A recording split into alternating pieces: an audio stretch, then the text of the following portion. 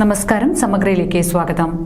ദൂരവും ദിശയും സ്ഥാനനിർണയവും നടത്താനുതകുന്ന പരിശീലനം NCC കാഡറ്റുകൾക്ക് നവ്യാനുഭവമായി.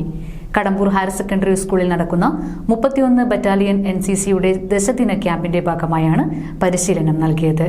പട്ടാളത്തിൽ സൈനികർ ഉപയോഗിക്കുന്ന മാപ്പ് റീഡിംഗ്, ജഡ്ജിംഗ് ഡിസ്റ്റൻസ് എന്നിവ ഉപയോഗിച്ചാണ് ദുർഘട വഴിയിൽ കൂടി ദൂരദിക്കിൽ യാത്ര നടത്തിക്കൊണ്ട് പരിശീലനം നടത്തിയത്. കടമ്പൂർ ഹയർ സെക്കൻഡറി സ്കൂളിൽ നടന്ന 31 ബറ്റാലിയൻ NCCയുടെ ദശദിന ക്യാമ്പിന്റെ ഭാഗമായാണ് ട്രെക്കിംഗ് നടത്തി ദിശാനിർണയത്തിൽ പരിശീലനം നൽകിയത്. കാടുകളിലും ദൂരദിക്കിലും അകപ്പെട്ടാൽ സ്വയം സ്ഥാനനിർണയം നടത്താനും ശത്രുക്കളുടെ കൃത്യമായ സ്ഥാനം മനസ്സിലാക്കാനുമാണ് പട്ടാളത്തിൽ ഇത് ഉപയോഗിക്കുന്നത്.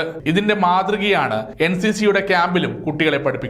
Subedar major honorary lieutenant Venkateswarlu, captain AP Shameer, subedar Santhosh Polam, third officer PV Suna, CHM Suresh K എന്നിവ മാപ്പ് റീഡിംഗ് ട്രക്കിങ്ങിന് നേതൃത്വം നൽകി.